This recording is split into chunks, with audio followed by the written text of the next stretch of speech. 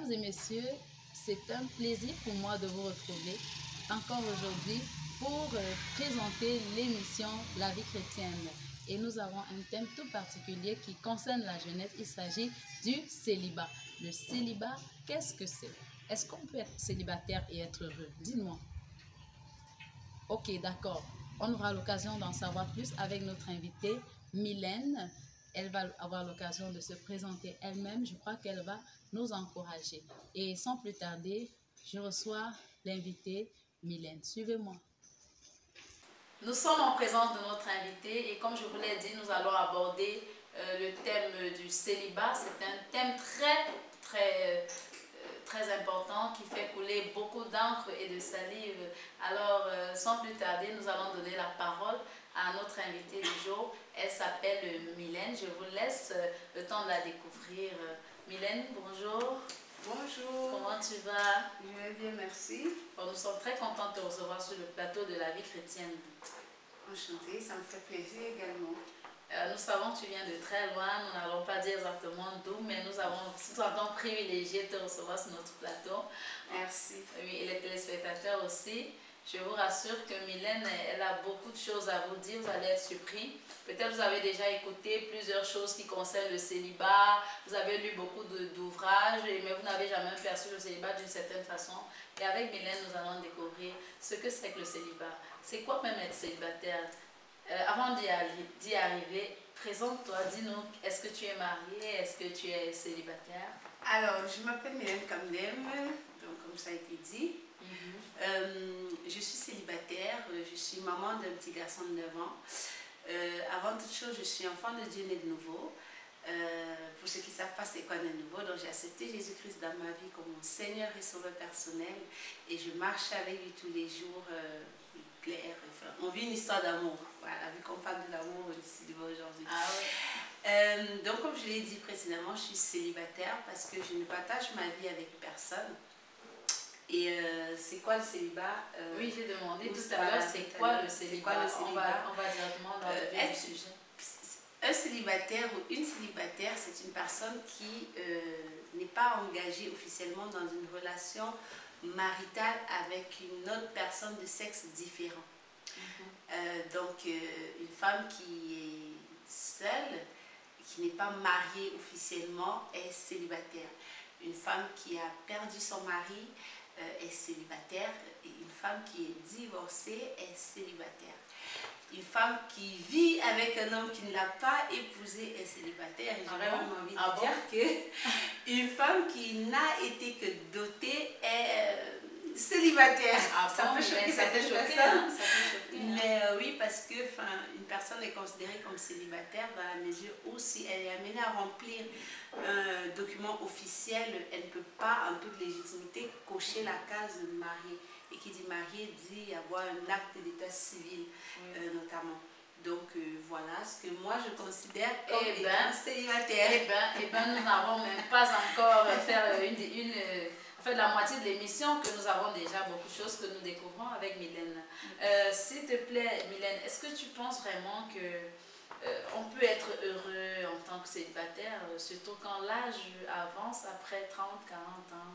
Tu penses qu'on peut véritablement être heureux? Oui, on peut être heureux. Enfin, je suis célibataire et si vous fiez à mon sourire, je suis très heureuse. Oui. Non, ça mais voit, oui, parce on que peut être. Je connais Mylène et donc.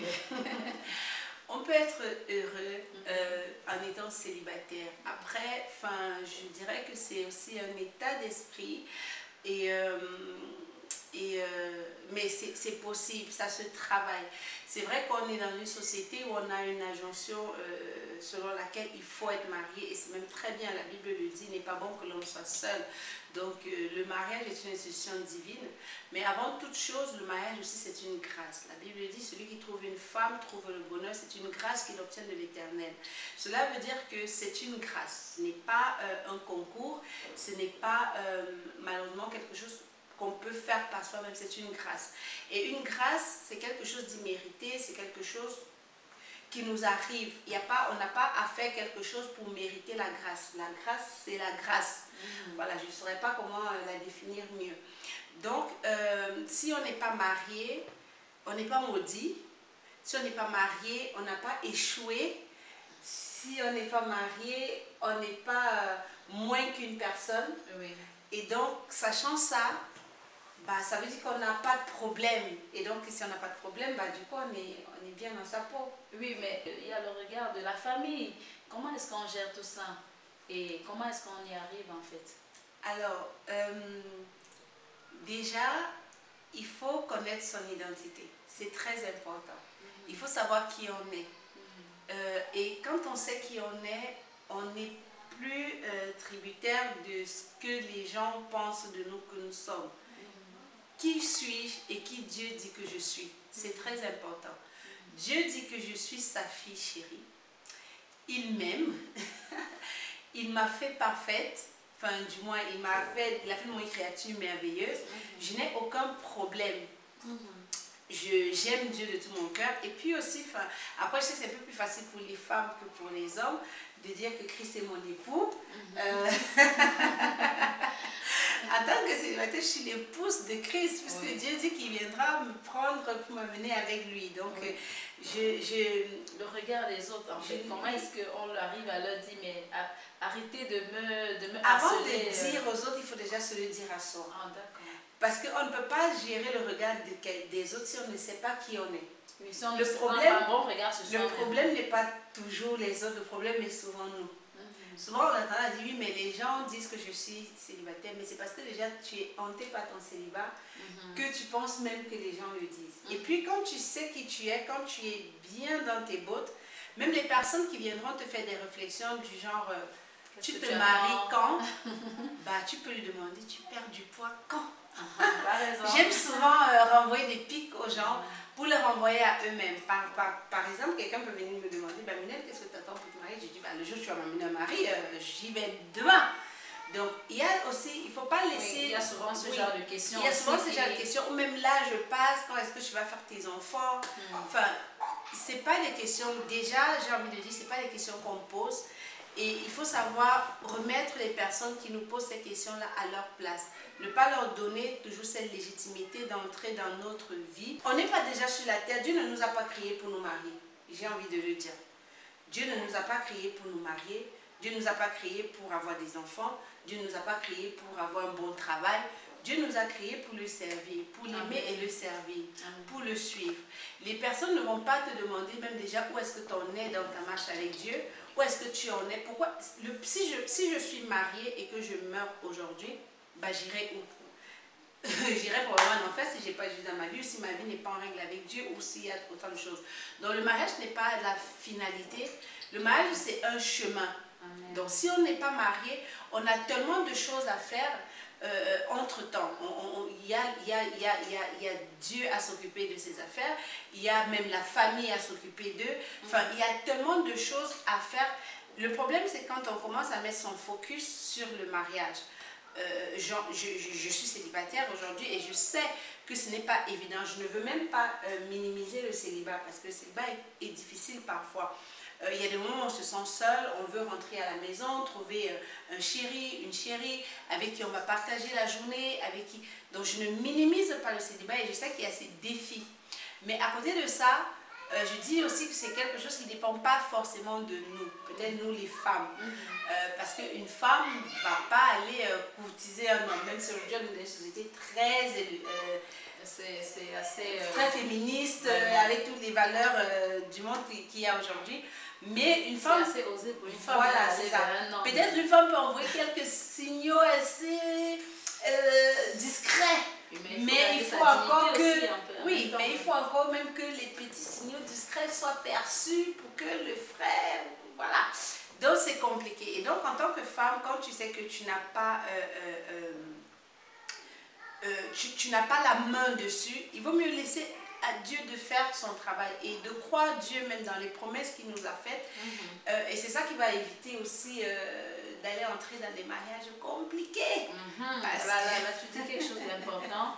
Là, tu dis quelque chose d'important parce que j'allais te demander comment est-ce que à 30 ans, 40 ans, on assume son célibat. Parce que tu l'as dit tout à l'heure, il faut savoir qui nous sommes, il faut savoir porter sur soi-même un regard valorisant, Exactement. avec ou sans mariage, parce Oui. que c'est pas le mariage qui fait de nous une personne qui a réussi sa vie. Je crois que c'est ce que tu essayais d'expliquer tout à l'heure. Et ne minimise pas le célibat parce que le célibat a aussi son lot de difficultés.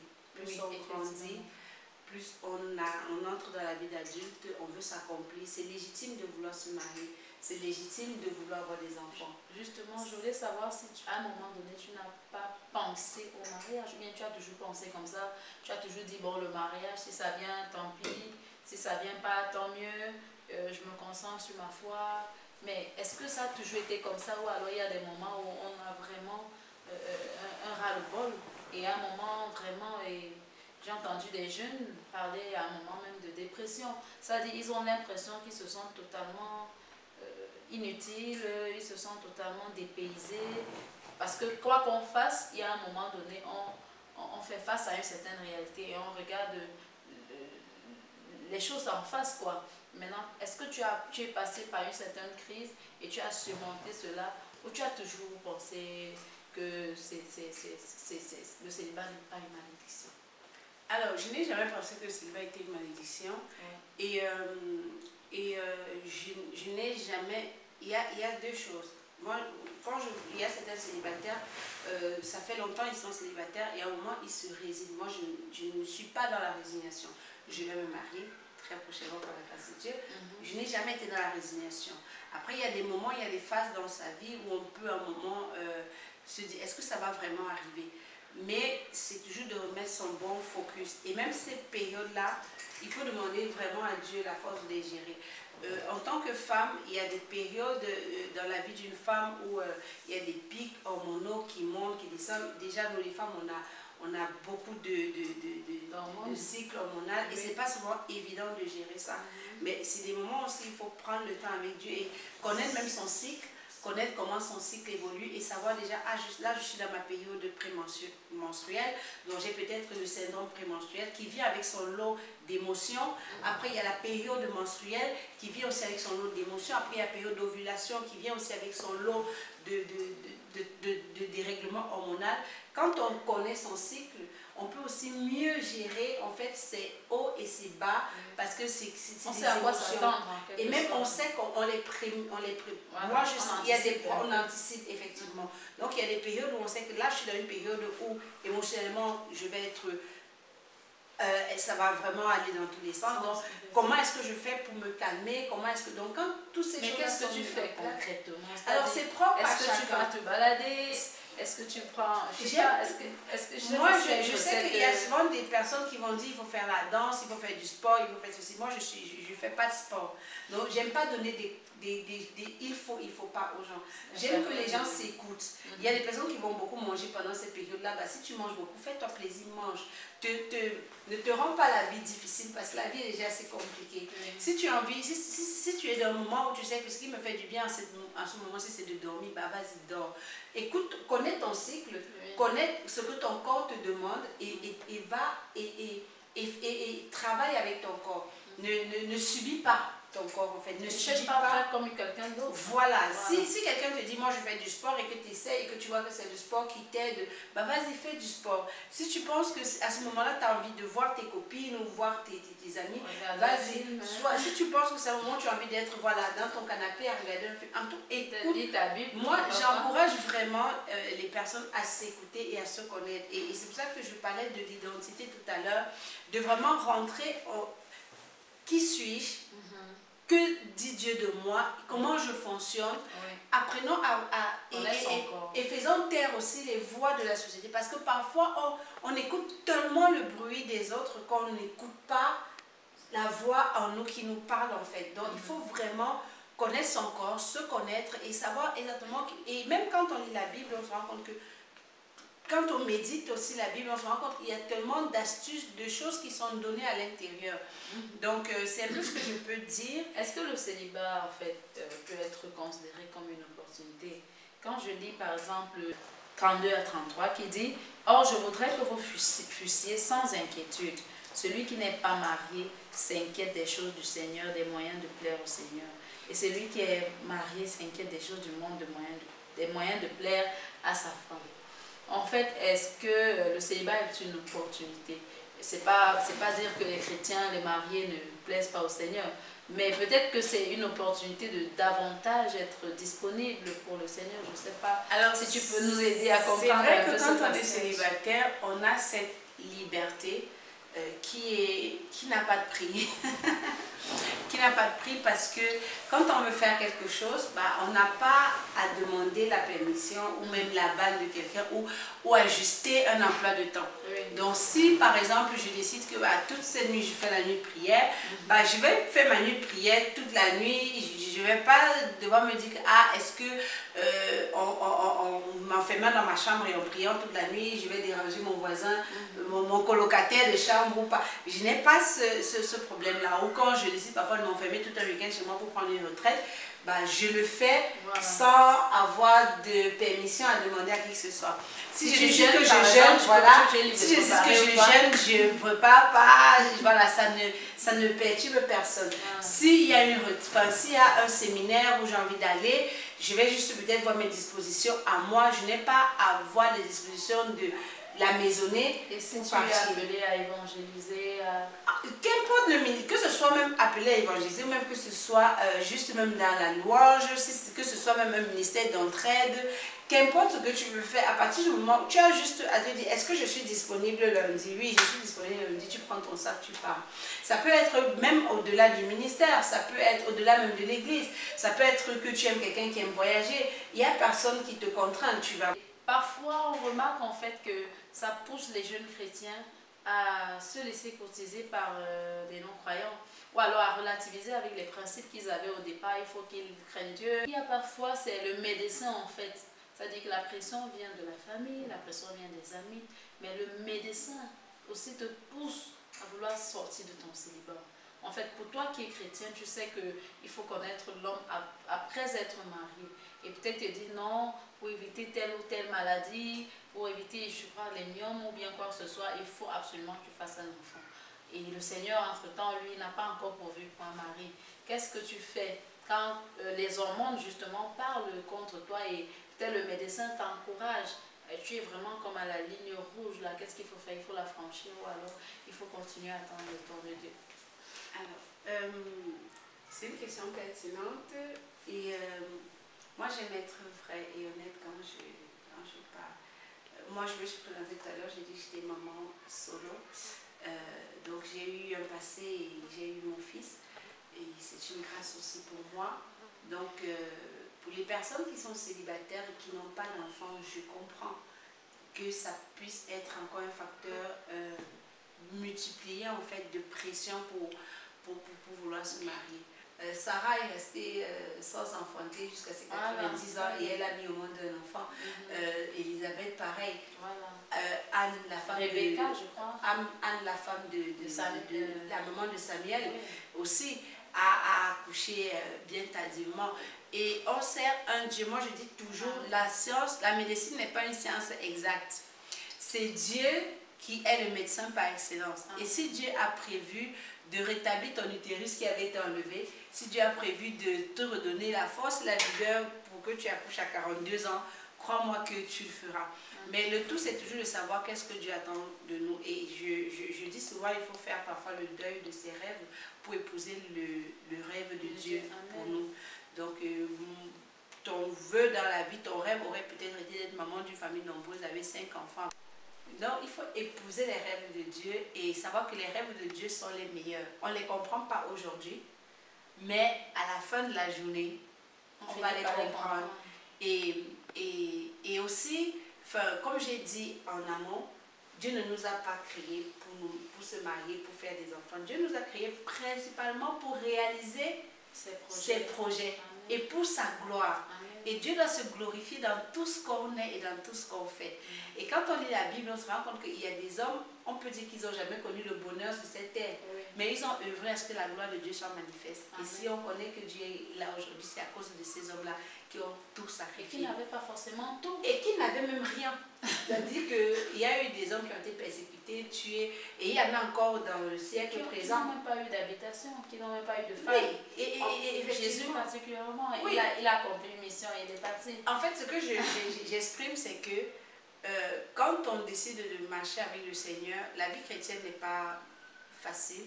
La vie chrétienne a son lot de sacrifices, a son lot de choses à faire. Et donc, quand on décide vraiment de marcher avec le Seigneur, on doit se dire qu'à un moment, je vais faire le deuil de mes rêves pour épouser les rêves de Dieu. En tant que maman célibataire, quand on fait un enfant, en général, on pense à nous. C'est-à-dire, je veux mon enfant, mais on ne pense pas souvent à l'enfant. Un enfant, pour être épanoui, a besoin d'un foyer stable, a besoin d'un papa et d'une maman. Et même si dans la société, on a de plus en plus de mamans célibataires, de mamans, papa, comme on les appelle, ça va satisfaire mon besoin à moi.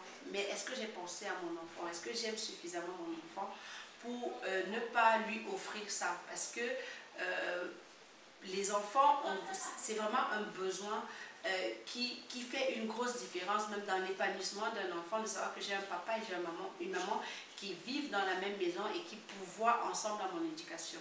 Donc, il ne faut pas franchir la ligne en fait. Je n'encourage pas, à titre personnel, je n'encourage pas les personnes à un problème de santé. Il n'y a aucun problème de santé. déjà, soyons clairs, il n'y a aucun problème de santé. Voilà, tout est bien dit. Mylène trouve toujours les mots, elle les place toujours au bon endroit. Mais vraiment, je ne m'attendais pas en fait, moi, je découvre le célibat d'une autre façon. Et je pense qu'il faut des personnes comme toi, en fait, pour nous donner de comprendre, en fait, que notre joie dépend du Seigneur. Ça ne dépend pas d'un statut matrimonial, ça ne dépend pas de circonstances. Et tu l'as tellement bien expliqué dans tes propos. Nous sommes arrivés au terme de notre émission et je suis sûre qu'on a un peu tiré sur le temps. Nous allons prier pour tous ceux-là qui nous ont regardés et qui avaient peut-être du mal à gérer leur célibat ou qui ont du mal à gérer le célibat, pour que le Seigneur leur permette de regarder le célibat d'une autre façon. Est-ce que tu peux prier pour ces personnes-là? Ok. Père, je te bénis et je te rends grâce pour la vie de chacun de tes enfants qui nous regardent. Seigneur, je veux te dire merci pour le célibat et je veux te dire merci aussi pour cette saison. Seigneur, je prie, sachant que c'est une période dans la vie de bon nombre de célibataires assez difficile qui aspirent au mariage. Seigneur, je prie afin que tu remplisses chacun d'entre eux, chacune de ces personnes qui désirent se marier et qui sont célibataires et qui le vivent mal. Seigneur, je prie afin que tu puisses leur montrer que leur joie ne dépend pas du mariage, mais que leur joie est en toi. Seigneur, je prie afin que tu fasses en sorte que chacun d'entre nous, célibataires, puissions nous rendre compte que notre joie, notre bonheur réel vient de l'Éternel. Et qu'au-delà de toute chose, c'est toi qui fais les mariages. Et que chaque célibataire doit se confier en l'Éternel pour pouvoir avoir le mari dont il a besoin et la femme dont il a besoin également. Seigneur, je prie au nom de Jésus-Christ afin que tu renouvelles l'intelligence de chacun des personnes qui vivent un célibat difficile pour réellement les amener à un épanouissement en toi. Seigneur, parce que le mariage n'est pas une fin, mais c'est toi qui es notre fin, Seigneur. Et je prie pour que cela soit vrai dans la vie de chacun d'entre nous, de chacune des personnes célibataires. Seigneur, je prie aussi afin que tu fortifies et encourages les personnes dont le célibat est difficile. Seigneur, parce que effectivement ça peut l'être et ça peut pousser aux extrêmes. Mais je prie afin que tu les fortifies et que tu les encourages. Mon Seigneur, je te bénis pour toutes ces personnes et pour les personnes qui sont dans l'attente. Seigneur, que tu exauces tes promesses. Au nom de Jésus-Christ. Amen. Amen. Merci de nous avoir regardés. Merci d'avoir suivi l'émission. Merci de partager l'émission à ceux de vos amis qui aimeraient davantage être édifiés sur le célibat et qui peut-être vivent mal ou alors qui vivent bien le célibat, pour davantage les encourager. Donc nous sommes parvenus au thème de notre émission. Rendez-vous une autre fois pour un nouveau thème et abonnez-vous sur la chaîne Christiana Virtuosa officielle, Christiana sans le H, je précise toujours. Alors nous allons dire au revoir à Mylène. Mylène, merci d'être venue. Merci beaucoup. Merci de nous avoir reçus. Merci de m'avoir invité à Ah oui. votre émission. Et, merci, c'était un privilège. Merci également. Bye bye.